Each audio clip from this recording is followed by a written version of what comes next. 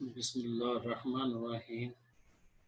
عزیز طلباء، میں آپ کو سپیریئر گروپ آف کالجز کی طرف سے آن لائن کلاسز میں خوش آمدید کہتا ہوں۔ یہ سپیریئر کا لرننگ مینجمنٹ سسٹم جو کہ آپ کی فلاح کے لیے بنایا گیا ہے، اس سے بھرپور فائدہ اٹھائیں۔ میرا نام محمد سعید انجم ہے، ہیڈ آفس سے میرا تعلق ہے۔ آج ہم جس چیز کو زیر بحث لائیں گے، جو موضوع گفتگو ہوگا، وہ شعری اصطلاحات ہے۔ اس کا استعمال ہمارے اردو کے پرچہ سال اول میں ہے۔ شعری اصطلاحات سے مراد مطلع، مقطع، قافیہ، ردیف ہے۔ ہمارے پیپر میں اس کا استعمال 5 نمبروں سے ہوتا ہے، اور جو کہ آپ نے اپنے پرچے میں حل کرنے ہوتے ہیں۔ اب ہم یہ دیکھتے ہیں کہ شعری اصطلاحات مطلع، مقطع، قافیہ، ردیف کیا ہیں۔ تو قافیہ جو ہے، اس کے لفظی معنی ہیں پیچھے آنے والا، پے در پہ آنے والا، آگے بیٹھنے والا سوار۔ اب اس کا مقام، اس کی جگہ جو ہے وہ ردیف سے پہلے ہے۔ تعریف جو ہے اس کی، کہ یہ ردیف سے پہلے آنے والے ہم وزن اور ہم الفاظ کو قافیہ کہتے ہیں۔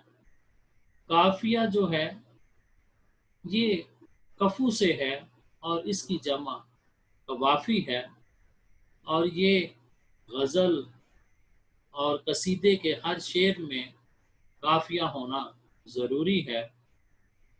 اب ہم دیکھتے ہیں، ایک شعر کو ملاحظہ کیجئے کہ رسم جفا کامیاب دیکھیے کب تک رہے، حب وطن مست خواب دیکھیے کب تک رہے۔ تو اس میں قافیہ جو ہے وہ ہمیں نظر آتا ہے، یہ جو پنک کلر کے جو الفاظ ہیں، کامیاب، خواب۔ اب نیچے والا ایک اور شعر ہے، بلاتا لاکھ ہوں لیکن برابر یاد آتے ہیں، الہی ترک الفت پر وہ کیوں کر یاد آتے ہیں۔ اس میں جو پنک کلر کے الفاظ ہیں، برابر، کیوں کر، یہ قوافی ہیں۔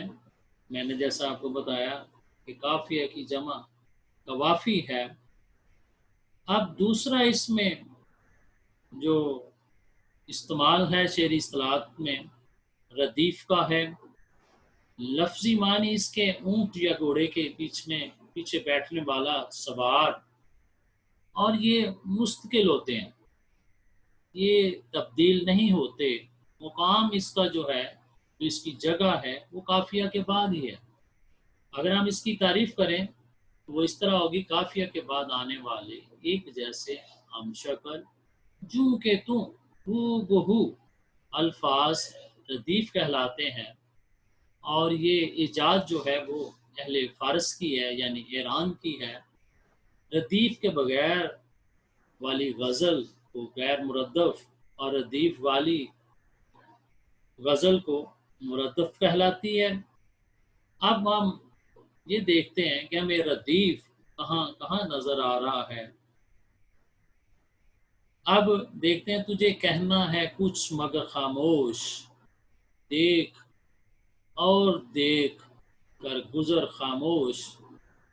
تو اب اس میں بلیو کلر کے جو الفاظ ہیں اور پنک کلر کے جو الفاظ ہیں، جو پنک کلر کے الفاظ ہیں وہ قوافی ہیں، مگر، گزر، اور اب دیکھیں اس کے بعد جو ہے وہ قافیہ کے الفاظ ہیں، خاموش۔ اب یہ دیکھیں بالکل ہو بہو ہیں، ایک شکل کے ہیں اور مستقل ہیں، ان میں کوئی جو ہے وہ تبدیلی نہیں ہوئی۔ اس کے بعد ایک اور شعر دیکھیے، ابن مریم ہوا کرے کوئی، میرے دکھ کی دوا کرے کوئی۔ تو اس میں قوافی ہمیں جو نظر آ رہے ہیں وہ ہوا دوا ہے، اور جو کرے کوئی یہ ردیف ہے۔ تو اس قافیہ اور ردیف کو جو ہم نے مثالوں سے اور تعریف سے سمجھا، اب آگے ہم بڑھتے ہیں تو مقطع کو ہم سمجھنے کی کوشش کرتے ہیں۔ یہ لفظ قطع سے نکلا ہے، یعنی لفظ کی معنی اس کے ہیں کاٹنے کی جگہ، علیحدہ کرنے کی جگہ۔ پہچان اس کی یہ ہے کہ آخری شعر اور تخلص، یعنی کہ آخری شعر غزل کا جو ہوگا اس میں وہ، بلکہ آپ اس طرح کہیں وہ شعر جس میں شاعر اپنا تخلص استعمال کرتا ہے وہ مقطع کہلاتا ہے۔ یعنی تعریف اس کی ہم اس طرح کریں گے، غزل کے اس آخری شعر کو مقطع کہتے ہیں جس میں شاعر اپنا تخلص استعمال کرے۔ یعنی تخلص کیا ہے؟ وہ مختصر نام جو شاعر اپنے کلام میں استعمال کرے تخلص کہلاتا ہے۔ نظم یا غزل میں مقطع کی زیادہ سے زیادہ تعداد ایک ہو سکتی ہے۔ اب آپ کے سامنے کچھ شعر لکھے ہوئے ہیں۔ نہیں کھیل اے داغ یاروں سے کہہ دو کہ آتی ہے اردو زباں آتے آتے، اور اس پر ایک مخصوص علامت بھی ہے۔ یہ رموز و اوقاف میں اس کو استعمال کیا جاتا ہے، یہ علامت تخلص کی ہے، اور اس میں داغ جو ہے یہ شاعر کا نام ہے۔ اب اس کے نیچے ایک اور مثال دی گئی ہے، کیوں سنے عرض مضطرب مومن صنم آخر خدا نہیں ہوتا۔ تو اس میں مومن کے اوپر ایک علامت لگی ہوئی، یہ سمجھ لیں کہ تخلص جہاں شاعر اپنا استعمال کرے گا اس کے اوپر ایک علامت آئے گی۔ یہ جو ابھی آپ کو سکرین پر نظر آ رہی ہے، مومن کے اوپر بھی لگی ہوئی ہے، داغ کا جو نام ہے اس کے اوپر بھی لگی ہوئی ہے۔ اب ایک اور شعر دیکھیے، حقیقت کھل گئی حسرت تیرے ترک محبت کی، تجھے تو اب وہ پہلے سے بھی بڑھ کر یاد آتے ہیں۔ تو حسرت موہانی کا نام اس کا مخصوص تو اس کا تخلص ہے حسرت، اس کے اوپر علامت لگی ہوئی ہے۔ اس کے نیچے ایک اور شعر ملاحظہ کریں، حکم ہے سچ بھی کرینے سے کہا جائے ندیم، زخم کو زخم نہیں پھول بتایا جائے۔ اب اس کے اندر ندیم، احمد ندیم قاسمی صاحب کا نام جو ہے وہ لکھا ہوا ہے، شاعر احمد ندیم قاسمی، اس کے اوپر تخلص کی علامت آپ کو نظر آ رہی ہے۔ تو یہ جو ہیں تمام اشعار آپ کو مقطع کہلائیں گے، کیونکہ اس میں شاعر نے اپنا نام، اپنا تخلص جو ہے وہ استعمال کیا ہے۔ اب ایک طرف آپ کو نظر آ رہے ہوں گے کچھ اشعار جس میں شاعر کا نام نہیں ہوگا، یہ آخری غزل کے شعر تو ہو سکتے ہیں، یعنی کب یاد میں تیرا ساتھ نہیں، کب ہاتھ میں تیرا ہاتھ نہیں، صد شکر کہ اپنی راتوں میں اب ہجر کی کوئی رات نہیں۔ دیکھیں اس میں بھی ان کا جو ہے وہ شاعر کا کوئی نام نہیں ہے۔ اس طرح سے بقایا اشعار بھی موجود ہیں جس میں فیض احمد فیض کی یہ غزل ہے، اس میں کوئی کسی جگہ پر کسی شعر کے اندر نام نہیں شاعر کا، اس لیے یہ مقطع نہیں کہلا سکتے۔ اب آخری شعر تو کہلا سکتے ہیں، مقطع کی جو شرط ہے وہ پوری نہیں کرتے، اس لیے ہم ان اشعار کو مقطع کے اشعار نہیں کہہ سکتے۔ اب مطلع کی طرف آتے ہیں۔ مطلع پابند نظم یا غزل کا نقیب، یعنی اعلان کرنے والا ہوتا ہے۔ مطلع اگر آپ صبح اٹھ پر دیکھیں تو سورج یہاں سے طلوع ہو رہا ہے، طلوع ہونے کی جگہ جو ہے وہ مطلع کی جگہ ہے۔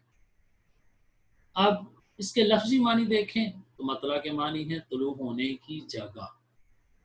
پہچان اس کی یہ ہے کہ پہلا شعر جس کے دونوں مصرے ہم قافیہ ہو، ہم ردیف ہوں۔ مطلع میں قافیہ لازمی ہے جبکہ ردیف اختیاری ہوتا ہے، شاعر کے پاس یہ اختیار ہوتا ہے کہ وہ اس میں ردیف استعمال کرے یا نہ کرے، لیکن قافیہ ہونا ضروری ہے۔ اب اس کی ہم مطلع کی تعریف کرتے ہیں تو غزل یا قصیدے کا پہلا شعر جس کے دونوں مصرے ہم قافیہ ہم ردیف ہوں تو مطلع کہلاتا ہے۔ اب اس کی مثالیں اشعار میں ہیں، جس میں رسم جفا کامیاب دیکھیے کب تک رہے، حب وطن مست خواب دیکھیے کب تک رہے۔ تو اس میں آپ دیکھیے کہ کامیاب اور خواب قافیہ کے الفاظ استعمال ہوئے ہیں، قوافی ہیں دو، اور کب تک رہیے یہ ردیف ہیں۔ تو یہ جو ہے وہ شعر مطلع کے معیار پر مکمل ہمیں نظر آتا ہے، پورا اترتا ہے۔